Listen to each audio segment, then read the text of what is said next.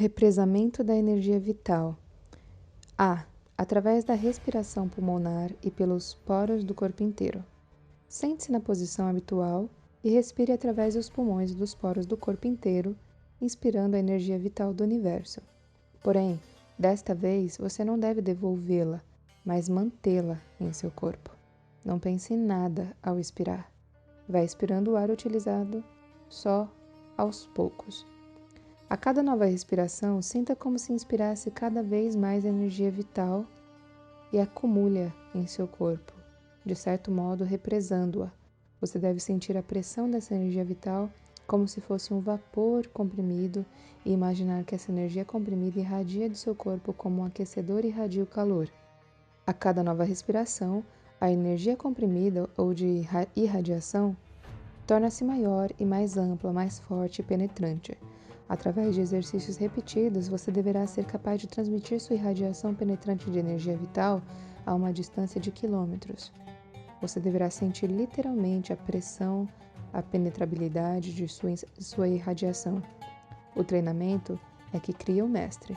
Devemos começar igualmente com 7 inspirações e aumentá-las em uma inspiração todos os dias. O tempo de cada exercício não deve ultrapassar o limite máximo de 20 minutos. Esses exercícios devem ser realizados principalmente naqueles trabalhos e experiências que exigem uma quantidade e uma penetração grande de energia vital, como o tratamento de doentes, a ação à distância, a magnetização de objetos, etc. Quando a energia vital armazenada dessa maneira não for mais necessária, o corpo deve ser trazido de volta à sua tensão original, pois não é aconselhável permanecer com uma tensão superdimensionada no dia a dia.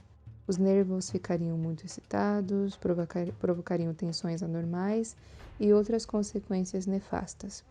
A experiência é finalizada ao devolvermos a energia represada ao universo, expirando-a do corpo através da imaginação. Então devemos inspirar só o ar puro e expirar a tensão da energia vital até chegarmos ao equilíbrio. Com a prática, o mago conseguirá transferir a energia vital ao universo de uma só vez, explosivamente, como o estouro de um pneumático cheio de ar. Essa eliminação brusca só pode ser feita depois de muito treino e quando o corpo já se tornou suficientemente autodefensivo. B. Nas diversas partes do corpo. Ao adquirir uma certa habilidade no exercício anterior, podemos aos poucos passar a praticá-lo com cada parte do corpo isoladamente, especializando-nos principalmente nas mãos. Os iniciados também conseguem fazê-lo com os olhos, e assim conseguem encantar não só uma pessoa, mas uma grande quantidade delas, até verdadeiras multidões, e submetê-las à sua vontade. O mago que consegue fazer isso com as mãos passa a ter o poder da bênção. É nisso que reside o mistério da bênção, da imposição das mãos, etc.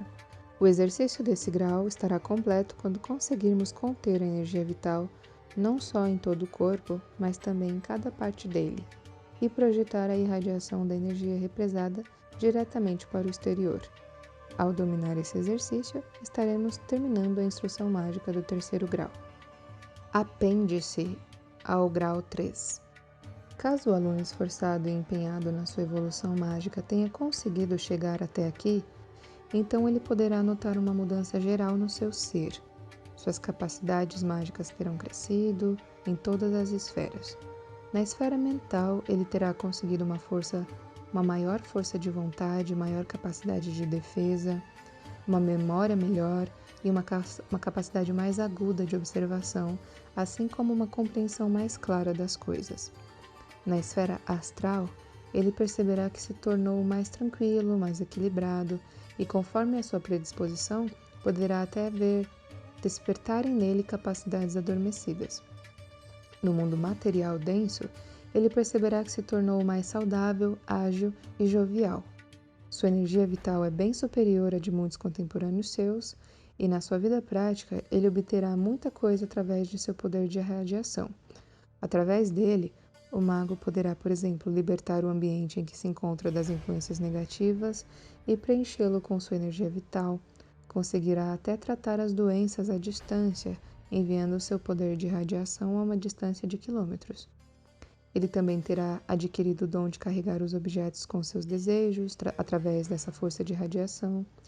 Tudo isso serve só como exemplo, pois o aluno logo aprenderá por si mesmo como, onde e quando ele poderá aplicar favoravelmente as suas capacidades mágicas. Mas uma coisa ele não deve perder de vista, é o fato dessas capacidades mágicas poderem ser usadas tanto para fins benéficos quanto maléficos. Portanto, ele deve sempre obedecer ao ditado: o homem colhe aquilo que semeia. O seu objetivo deve ser sempre o bem supremo e nada mais. O trabalho com magnetismo tem inúmeras variações. Para termos uma visão mais ampla de todas essas possibilidades, apresentaremos alguns exemplos. Impregnação de ambientes. Inspire a energia vital através da respiração pelos pulmões e pelos poros do corpo todo e pressione-a em seu corpo com toda a força de sua imaginação, até chegar a irradiá-la dinamicamente. Seu corpo é ao mesmo tempo uma energia luminosa, um ponto de incandescência ou mesmo um sol individual. A cada inspiração você fortalecerá a energia vital comprimida, assim como a energia de luz, e preencherá com elas todo o ambiente em que você se encontra. Com a ajuda dessa energia de radiação, o ambiente deverá literalmente iluminar-se com uma luz semelhante à do sol. Com exercícios constantes e repetidos, é possível até iluminar-se o ambiente na escuridão, portanto à noite, de modo a tornar os objetos visíveis não só pelo aluno, mas também pelos não iniciados, pois a luz da energia vital pode materializar-se numa luz diurna real, mas na verdade ela é só fruto do treinamento da força da imaginação. Naturalmente, o mago não se dará por satisfeito só com esse fenômeno, pois ele sabe muito bem que a energia vital tem um caráter universal. Ela não é só portadora de seus desejos, ideias e pensamentos, mas também a materializadora de sua imaginação. Através dessa energia vital, ele consegue tudo. A concretização disso é função da imaginação plástica.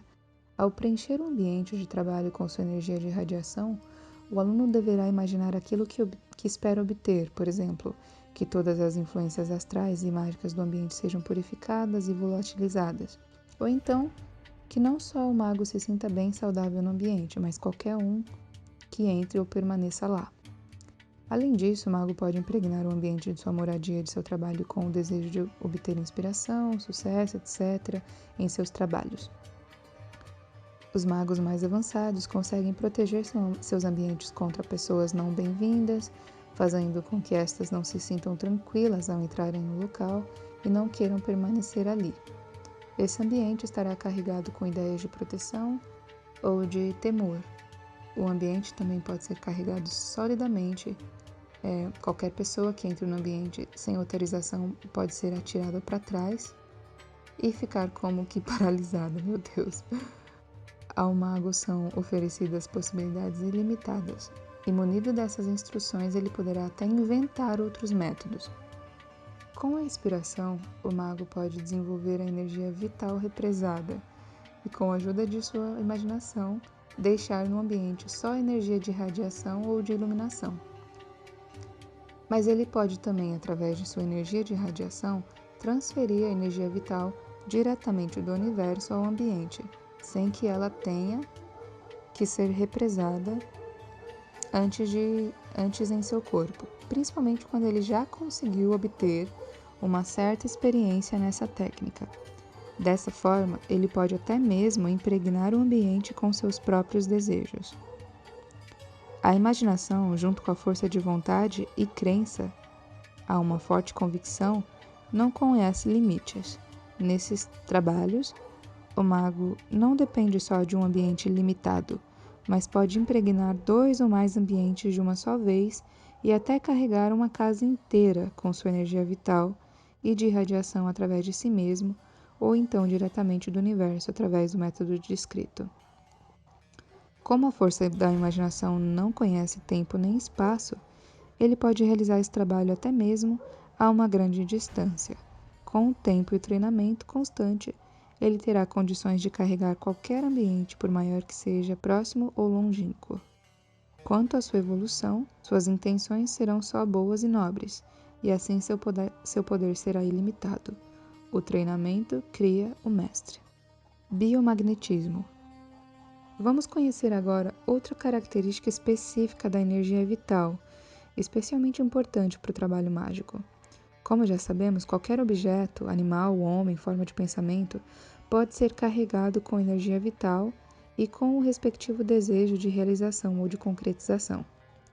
Mas a energia vital também possui a característica de aceitar ou de se deixar influenciar ou de se ligar a qualquer pensamento, mesmo estranho, ou sentimentos estranhos.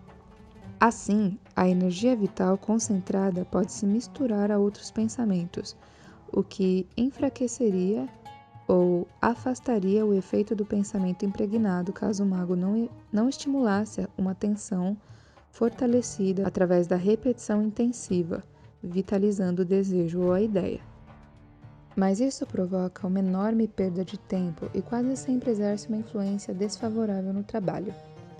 A influência desejada só exerce seu efeito enquanto a tensão predominar na direção desejada.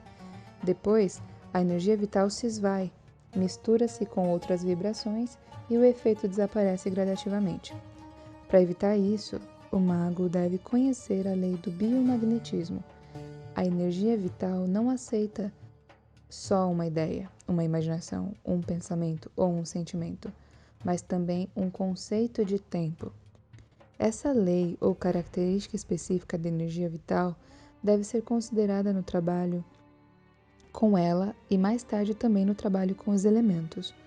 A cada impregnação de desejo, você deve, portanto, considerar o tempo e também o espaço, com a ajuda da energia vital. No trabalho mágico, as regras a serem observadas são as seguintes. O trabalho no princípio akáshico é isento de tempo e de espaço. Na esfera mental, operamos com o tempo, na esfera astral, com espaço, forma e cor. E no mundo material denso, com tempo e espaço simultaneamente. Por meio de alguns exemplos, pretendo tomar compreensível o trabalho com o biomagnetismo. Com a ajuda da energia vital, carregue um espaço com o desejo de sentir-se bem e saudável nele. Você encanta, ou melhor dizendo, atrai a energia do desejo de que a influência permaneça no ambiente enquanto estiver nele ou habitá-lo e também se estabilize quando você tiver que deixá-lo e talvez ficar fora por mais tempo longe dele. Se alguma outra pessoa entrar em sua casa sem saber que ali existe uma concentração de energia vital, ela também se sentirá à vontade. De vez em quando você poderá fortalecer a densidade e a energia da irradiação em sua casa através da repetição do desejo. Quando você estiver dentro de uma casa influenciada desse modo, a energia vital atraída terá uma influência positiva constante sobre sua saúde e, portanto, sobre o seu corpo. Nesse ambiente, a energia vital possui a vibração do desejo da saúde. Mas se, por exemplo, você tiver a intenção de realizar nesse ambiente práticas ocultas que não têm nada a ver com a saúde e possuem vibrações e imaginações diferentes, então não terá os benefícios que teriam em um ambiente não carregado ou carregado previamente com suas ideias ou desejos. Por isso, é sempre melhor, quando você quiser carregar o ambiente com aquelas vibrações e imaginações, considerar seus trabalhos a exercícios momentâneos. Você também pode, por exemplo, carregar um anel, uma pedra, etc., com o desejo de que o seu proprietário tenha muita sorte e sucesso. Nesse caso, existem duas possibilidades de encantamento e impregnação. A primeira consiste em atrair a energia vital à pedra ou ao metal com a força da imaginação e a concentração no desejo, e terminar dizendo que a energia deverá permanecer lá constantemente e até atrair mais energia do universo, fortalecendo-se sempre e trazendo felicidade e sucesso à pessoa em questão, pelo tempo em que ela usar o objeto. Se assim o desejarmos, podemos carregar o objeto escolhido só por pouco tempo, para que a influência termine quando o objeto almejado tiver sido alcançado. A segunda possibilidade é chamada de carregamento universal e é feita do mesmo modo, porém com a concentração no desejo de que, enquanto o objeto existir, o anel, pedra, joia, ele deverá trazer felicidade e sucesso ao seu portador, quem quer que ele seja. Esses carregamentos universais, efetuados por um iniciado, conservam o efeito pleno da energia por centenas de anos. A história das múmias egípcias mostrou-nos que essas energias de encantamento conservam o seu efeito por milhares de anos. Se um talismã ou um objeto carregado especialmente por uma determinada pessoa cair em mãos estranhas, ele não exercerá seu efeito nessa outra pessoa, mas, se o proprietário original conseguir recuperá-lo, o seu efeito retoma automaticamente. Ver também um livro chamado Winckelmann, Das Gentleman's Talisman and Amulet. O segredo dos talismãs e dos amuletos. Acho que não sei se é alemão isso que está escrito aqui, enfim, não sei. Mas o nome em português é O Segredo dos Talismãs e dos Amuletos. A seguir, passarei a descrever outro tipo de trabalho com a energia vital, o do magnetismo de cura. Quando o mago trata de um doente pessoalmente através de passes magnéticos ou da imposição das mãos ou à distância, através da imaginação e da vontade, ele terá que observar a lei do tempo, se quiser ser bem-sucedido em seu intento. O tipo usual de magnetização é aquele em que o magnetizador, com a ajuda da imaginação, deixa fluir a energia vital de seu corpo, geralmente das mãos, para o doente. Esse método pressupõe que o magnetizador esteja totalmente são e tenha um certo excesso de energia vital, caso não queira prejudicar a própria saúde. Infelizmente, já presenciei casos tristes em que o magnetizador, através de uma doação muito grande da sua própria energia vital, sofreu danos tão graves em sua saúde que chegou perto de um colapso nervoso total, além de começar a sentir outros efeitos colaterais, como palpitação, asma e outros. Essas consequências são inevitáveis quando o magnetizador despende mais energia do que é capaz de captar, principalmente quando trata de muitos pacientes de uma só vez. Mas esse método possui uma desvantagem a mais. Além da própria energia, o magnetizador transfere ao paciente também as características de sua própria alma, influenciando indiretamente a alma do doente. É por isso que se pressupõe e se exige que todo magnetizador tenha um caráter nobre. Aí tem uma nova referência aqui, que é ver Jürgens. Wie magnetisiere ich? Como eu magnetizo? Acho que é alemão mesmo. O nome do livro em português é Como eu magnetizo. Bom, porém, se o magnetizador tiver um paciente com um caráter pior do que o seu, então ele corre o risco de atrair indiretamente essas influências negativas para si, o que, sob todos os aspectos, é uma grande desvantagem para ele. Se ele for uma pessoa instruída nas ciências ocultas, então dará ao paciente a energia vital de seu próprio corpo, mas extraindo-a do universo para canalizar através das mãos ao corpo do doente, com a concentração do desejo de saúde. Em ambos os métodos, as magnetizações devem ser repetidas várias vezes caso se queira alcançar um sucesso rápido, pois a desarmonia, a doença ou o foco da doença absorvem e usam rapidamente a energia transferida. Ela torna-se faminta por mais energia e assim cria a necessidade da repetição do tratamento para que o estado do paciente não piore. Para o mago, o caso é diferente. O paciente só sente um alívio quando o mago abre a sua alma, quando represa a energia vital dinâmica em seu próprio corpo e lhe envia raios de luz dessa energia. Para isso, o mago pode empregar diversos métodos, mas sem deixar de manter a imaginação e o desejo do que o paciente melhore a cada hora e a cada dia que passa. Em seguida, apresentarei alguns métodos que o mago poderá usar no tratamento de doentes. Ele deve, antes de mais nada, estar bem familiarizado com o reconhecimento das doenças e de seus sintomas. Esse tipo de conhecimento pode ser adquirido através de um estudo pormenorizado da literatura especializada no assunto. Naturalmente, ele também deverá ter bons conhecimentos anatômicos.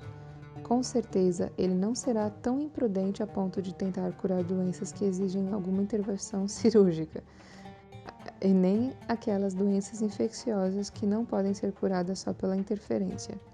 Mas, nesses casos, ele terá a possibilidade de acelerar o processo da cura, provocar o alívio de dores, tudo isso paralelamente ao tratamento convencional. Isso pode até ser feito à distância.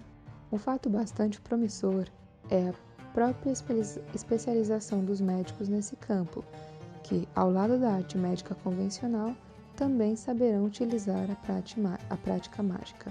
Por isso, o mago só deve tratar daqueles doentes diretamente recomendados pelo médico para esse tipo de tratamento, ou então trabalhar em conjunto com esses profissionais para não ser chamado de curandeiro ou charlatão.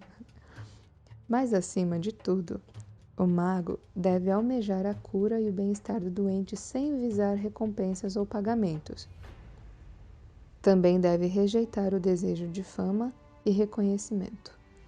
Se ele se mantiver fiel ao ideal elevado de praticar o bem, com certeza alcançará a graça divina. Magos que têm pensamento altruístas ajudam os que sofrem sem que estes saibam disso. Esse tipo de ajuda é a mais abençoada. Em seguida, apresento alguns dos métodos mais utilizados que o mago poderá empregar sem correr o risco de prejudicar sua saúde e seus nervos.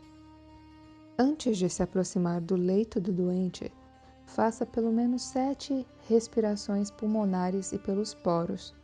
Concentre uma enorme quantidade de energia vital em seu corpo, extraindo-a do universo e deixe-a irradiar em forma de luz, uma luz quase tão forte quanto a do Sol.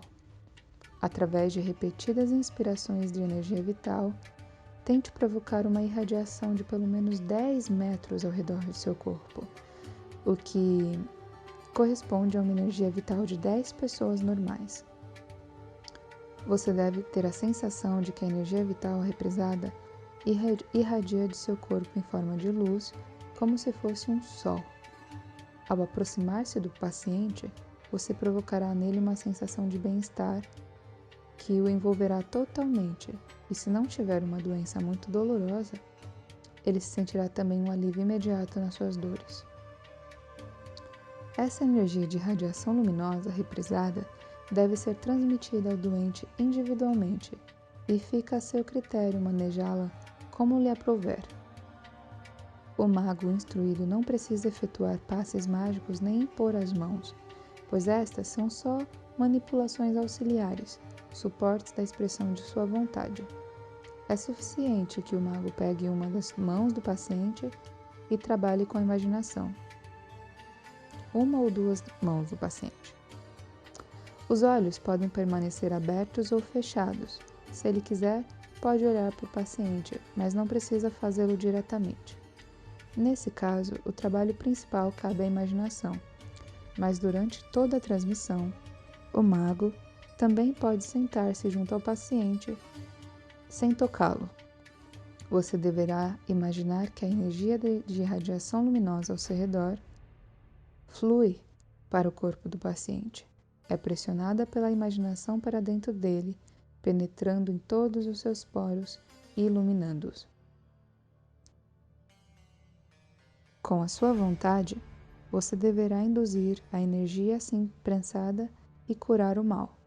Ao mesmo tempo, deverá imaginar que o doente está melhorando a cada hora e dia que passa, adquirindo uma aparência cada vez mais saudável e desejar que a energia de irradiação luminosa não abandone o corpo do paciente até que esteja totalmente curado. Quando você carrega quantitativamente o corpo do paciente com uma energia de irradiação, que no homem saudável corresponde a 1 metro de irradiação, Então, conforme o tipo de doença, você será capaz de provocar a cura rapidamente. Repita o carregamento depois de algum tempo, fortaleça a capacidade de expansão da energia de radiação concentrada e você se espantará com o sucesso alcançado. Primeiro, a energia de radiação não pode enfraquecer, pois você a atraiu e ordenou-lhe que se renovasse constantemente. Segundo, você determinou um prazo, induziu o corpo a tornar-se mais saudável a cada hora e a cada dia que passa. Terceiro, você adaptou a energia ao espaço correspondente à circunferência em volta do corpo. Aqui devemos aconselhá-lo a transmitir a energia de radiação a cerca de 1 metro de distância do corpo, o que corresponde à irradiação de uma pessoa normal. Com esse método, você poderá satisfazer a condição básica da lei material do tempo e do espaço. Nesse método, o mago notará que a sua energia de radiação luminosa transmitida ao paciente não diminuiu, mas pelo contrário, começou a brilhar tão intensamente quanto antes. Isso pode ser atribuído ao fato da energia vital comprimida no corpo renovar-se automaticamente como nos vasos comunicantes e substituir imediatamente a energia de radiação doada. Assim, o mago poderá tratar de centenas de doentes sem que seus nervos e sua força espiritual sejam de alguma forma afetados. Outro método é aquele em que o mago pressiona a energia vital com a imaginação diretamente ao corpo do doente, ou só aquela parte doente do corpo, através dos poros. Esta energia deverá ser constantemente renovada a partir do universo, até a cura total. Nesse caso, também a imaginação do desejo é uma questão de tempo e espaço, até a cura total. No entanto, esse método só pode ser usado naqueles pacientes cuja energia nervosa ainda não está totalmente esgotada e, por isso, ainda suporta uma certa pressão de represamento de energia vital. No mago instruído, o represamento da energia vital é uma energia materializada, material, densa, que pode ser comparada à eletricidade. Esse método é melhor que o anterior por ser muito simples e bastante eficiente.